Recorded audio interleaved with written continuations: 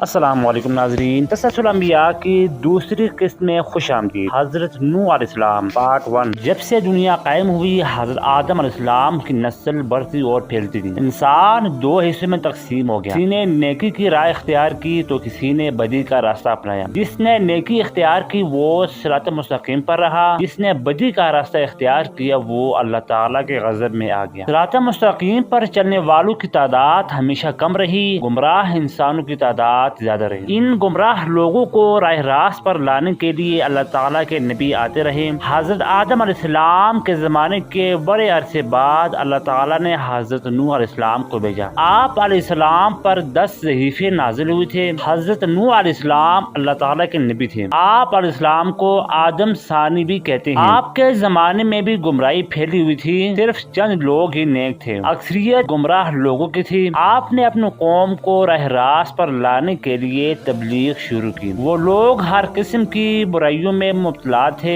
چوری، بے ایمانی، امانت میں خیانت کرنا، جھوٹ بولنا، ماں باپ کی خدمت نہ کرنا، کمزوروں کو حقیر سمجھنا، قتل کرنا، دوسرے کا مال چھیننا، یہ عام بات۔ امراء اور سرداروں کا طبقہ غریبوں کو پریشان کرتا تھا۔ اس کے علاوہ وہ لوگ بتوں کی پوجا کرتے تھے، بتوں کو خدا کا درجہ دے رکھا تھا۔ ان کا خیال تھا کہ اگر بت کی پوجا نہ کی جائے تو بت ناراض ہو جائیں گے۔ ان کے نزدیک جو بت کی پوجا نہیں کرتا وہ جاہل اور منافق ہے۔ انہوں نے 4 بت بنا رکھے تھے جن کا نام وود، سواع، یعوث اور نصر تھے۔ حضرت نوح علیہ السلام اپنی قوم کو دعوت حق دیتے، اچھے کاموں کے کرنے کا حکم دیتے اور برے کاموں سے روکتے۔ وہ کہتے کہ بتوں کی پوجا نہ کرو، صرف اللہ کی عبادت کرو جو ساری جہان کا پروردگار ہے۔ ایک روز آپ علیہ السلام نے ضیافت کا اہتمام کیا۔ ضیافت میں ہر حیثیت اور ہر قسم کے لوگ شریک تھے۔ آنے والے مہمانوں میں غریب بھی تھے، امیر اور سردار بھی تھے۔ صاحب حیثیت اور سردار غریبوں کے ساتھ اٹھنا بیٹھنا پسند نہیں کرتے تھے، انہیں بری نظر سے دیکھتے تھے، نفرت کرتے تھے، لیکن حضرت نوح علیہ السلام نے سب کو برابر کر دیا۔ لوگوں نے ضیافت کے اہتمام کا سبب دریافت کیا تو آپ علیہ السلام نے فرمایا، بھائیو،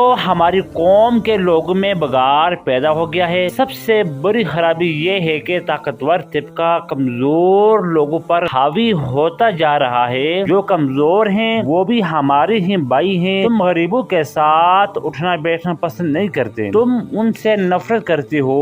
ان میں جو بھوکا ہوتا ہے تم کھانا نہیں کھلاتے، اگر کوئی پیاسا تم سے پانی مانگتا ہے تو تم پانی نہیں پلاتے، اگر کوئی بیمار ہو جاتا ہے تو تم ان کی عیادت نہیں کرتے، تم اپنے ماں باپ کی خدمت نہیں کرتے، دوسروں کا مال ناجائز طور پر کھاتے ہو، دوسروں کی ملکیت پر قبضہ کرتے ہو۔ یہ تمام شیطانی کام ہیں۔ اس کے علاوہ تم اپنے ہاتھوں سے بنائی ہوئی بتوں کی پوجا کرتے ہو۔ یہ بت تو تمہاری ہی طرح مخلوق ہیں اور یہ تم سے بھی کمتر ہیں۔ یہ کہاں کی عقل مندی ہے؟ میں تمہیں ایک بڑے عذاب کی خبر دینے آیا ہوں۔ مہمانوں میں سے ایک شخص نے کہا، عجیب شخص ہے یہ، ہمیں کہنے چلا ہے کہ ہم اپنے معبود کو چھوڑ دیں اور عبادت نہ کریں۔ حضرت نوح علیہ السلام بولے، میں یہ نہیں کہتا کہ عبادت چھوڑ دو، عبادت کرو صرف اس ہستی کی جس نے ساری دنیا پیدا کی ہے، جو مارتا ہے اور جلاتا ہے۔ ایک نے کہا کہ نوح تو ایسا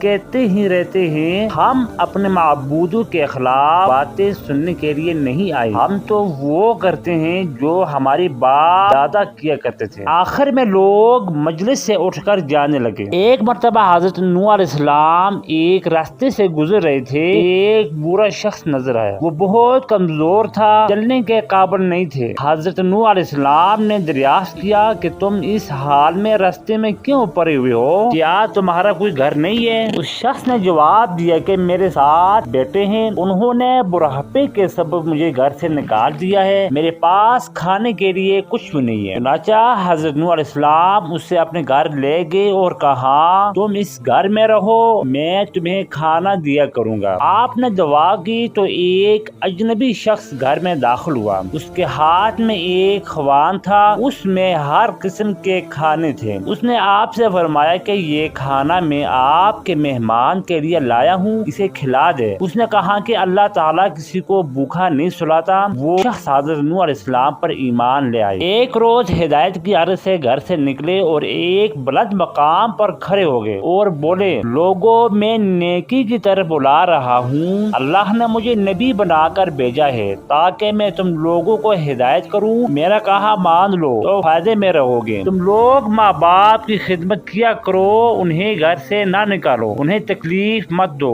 ضرورت مندوں کی ضرورت پوری کرو، یتیموں بیواؤں اور محتاجوں کی مدد کرو، بیماروں کی عیادت کرو، ہر کمزور طاقتور کا محتاج ہوتا ہے، بات بات پر لوگوں کی جان نہ لو، یہ کام خدا کو پسند نہیں ہے، اگر تم سب اللہ تعالیٰ کے احکام پر عمل کرو تو وہ تمہارے لیے کثرت سے تم پر بارش بھیجے گا، مال اور اولاد میں ترقی دے گا اور تمہارے لیے نہریں بہے گا۔ حضرت نوح علیہ السلام ہر ایک شخص کے پاس جا کر ہدایت کرتے، کبھی کبھی اجتماع سے بھی خطاب کرتے۔ ایک مرتبہ ایسا بھی ہوا کہ حضرت نوح علیہ السلام ایک راستے سے گزر رہے تھے تو کچھ لوگوں نے آپ کا راستہ روک دیا اور مارنے کے لیے تیار ہو گئے، کچھ لوگوں نے پتھر بھی برسائے، ایک شخص آگے آیا اور لوگوں سے کہا کہ تم اسے کیوں مارتے ہو؟ اس نے کہا اس نے تمہارا کیا نقصان کیا ہے؟ تو لوگوں نے کہا یہ ہمارے بتوں کے خلاف باتیں کرتا ہے جبکہ ہم عبادت کرتے ہیں۔ ایک اور شخص نے کہا کہ یہ کہتا ہے کہ میں نبی ہوں، اللہ نے مجھے نبی بنا کر بھیجا ہے، یہ تو ہم ہی جیسا انسان ہے، یہ کھاتا پیتا کام کرتا ہے، اس کے پاس دولت بھی نہیں ہے، خدا کو اگر نبی بنانا ہو تو کسی سردار اور امیر آدمی کو نبی بناتا۔ اس پر حضرت نوح علیہ السلام نے جواب دیا میرے رسول ہونے کا سب سے بڑا ثبوت یہ ہے کہ میں تمہارے ہی معاشرے کا بندہ ہوں، لیکن اس کے باوجود میں تمہاری طرح بے جان بتوں کی پوجا نہیں کرتا۔ دوسرا بڑا ثبوت یہ ہے کہ میں تم لوگوں کو نصیحت کر رہا ہوں لیکن